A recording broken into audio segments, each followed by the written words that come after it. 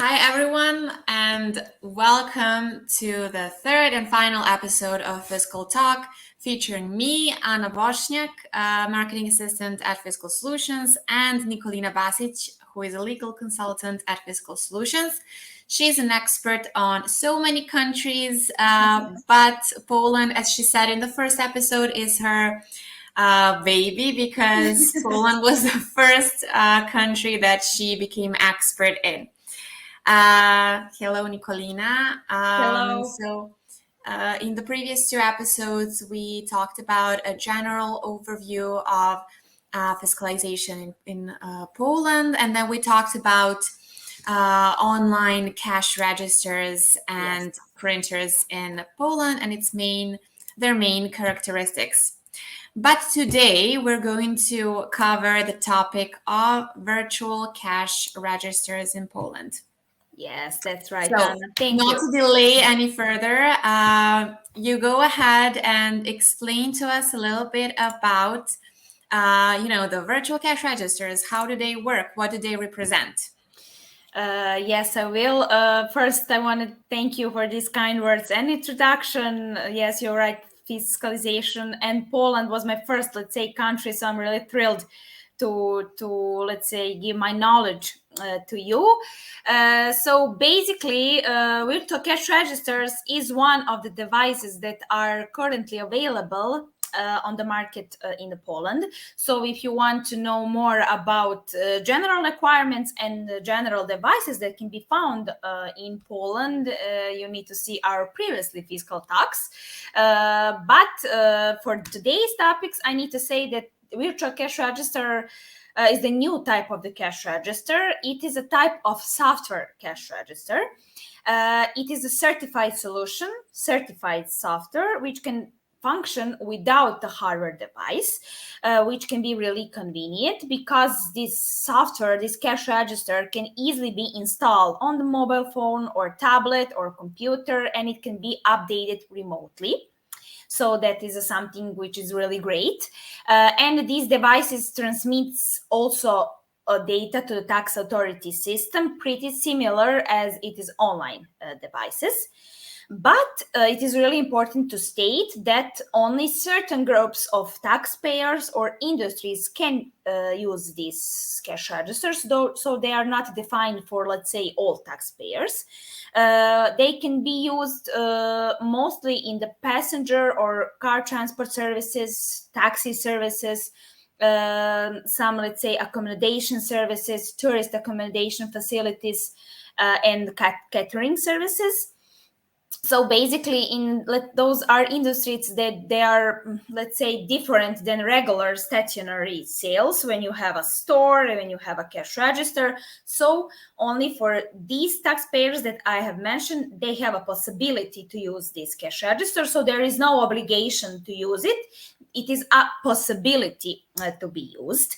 But because I'm, let's say, in this field a little bit longer, I can see that tax authority by the time extend this possibility to using this register, and later on it is allowed to be used by car washing and cleaning services, and that is something which is really new. So we can say that maybe these groups of industries that can use this type of cash register be more and more through the years.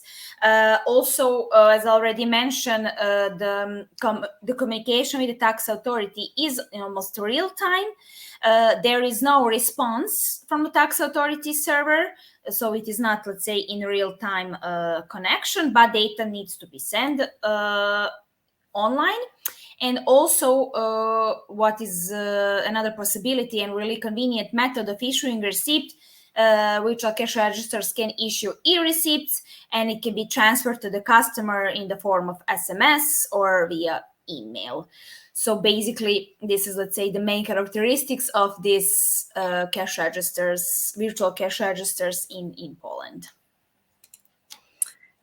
Thank you. So now that we know more about virtual cash registers, but we also spoke about online cash registers and online printers. Yes. What I want to know, and if you can, of course, explain, what's the difference between an online cash register and virtual cash register? Or if there are any differences at all? Great question, Anna. Yes, we have a difference. It is in relations to sending or transfer data to the tax authority, because in the case of virtual cash register, sending data will be more frequently than in the case of the online cash register. So both have that function to send the data to the tax authority, but it will be really more frequently in the case of virtual cash register. So basically, after every sale, that depends on architecture of device, but after registering the sale, a virtual cash register will generate a receipt. The receipt will have certain elements, and later on, that receipt will be sent to the tax authority. Also, it can be, as I already mentioned, issued in electronic form or in a paper form if the customer requests. So we have a different rules for different, let's say, industries, with obligation to issue a receipt in paper format or electronic format. Everything, let's say, depends about the situation. Also, what is important to state is the taxpayer. If taxpayer does not have an internet access, so some network problems or breakdowns, it is possible to send the data, let's say, offline, but no longer than 15 minutes. So after that, the virtual cash register will no longer be able to record the sale. So it will be resumed only after logging into the network. So let's say another differentiation, if we compare online cash registers and virtual cash register, is that virtual cash register needs to have an internet, and 15 minutes is allowed to be, let's say, offline. After that, you need to log on again so that you can continue to sell. In case of online cash register, if you have a network problems, it is not a problem, so it can be managed during the day or something like that. But virtual cash register will require to have internet connection in almost every time. Thank you. And I assume that these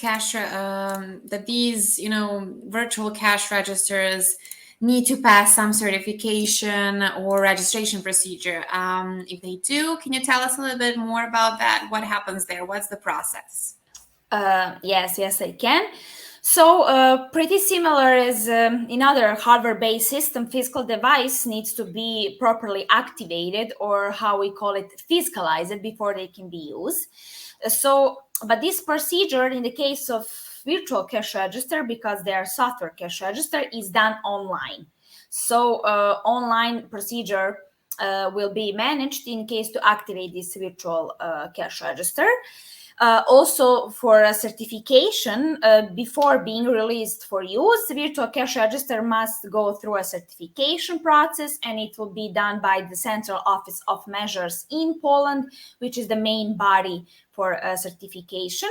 But the certification, I need to say that it is obligation of the manufacturer of fiscal device, not obligation for taxpayers or sellers. So if someone wants to work with virtual cash register, he can buy a virtual cash register on the market.